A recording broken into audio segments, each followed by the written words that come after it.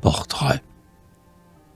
C'est un de ces frelons de la littérature qui, d'auteur en auteur, butinent leur pâture, formant péniblement de ce qu'ils ont volé un volume indigeste et de vers et de prose, où, sur le frontispice, un artiste les pose en noir démon échevelé. C'est un de ces faiseurs de mauvais mélodrames, singeant les passions et n'ayant rien dans l'âme, qui font joyeuse vie et chantent leurs regrets, parlent du désespoir d'une jeunesse aride, se meurent lentement et n'ont pas une ride sur leur visage gras et frais.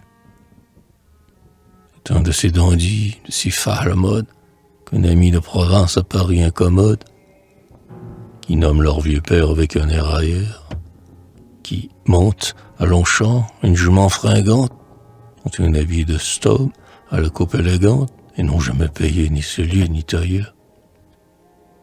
Un de ces mendiants des loges de gazette qui d'un feuilleton lançant tournent la tête et qui, pour obtenir cette gloire d'un jour, font mille humbles saluts, prodiguent des visites ou captent les bravos des auteurs parasites dans un rendez-vous chez Véfour.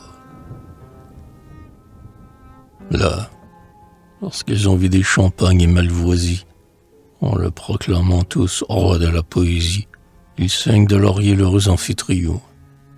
Et lui, mauvais acteur, né pour être comparse, qui peint le sentiment comme on peindrait la farce, se croit aussi grand que Byron.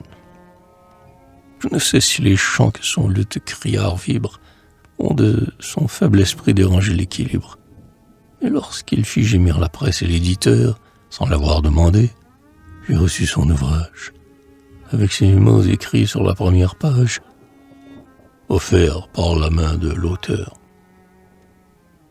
Puis, comme je cherchais au fond de ma province un éloge à la fois poli, mais assez mince, pour cet enfant mort-né, sans vie et sans chaleur, pour ses vers secs et durs, un âne semble braire, j'ai reçu tout à coup de Lafont, son libraire, un mandat dont je viens d'acquitter la valeur.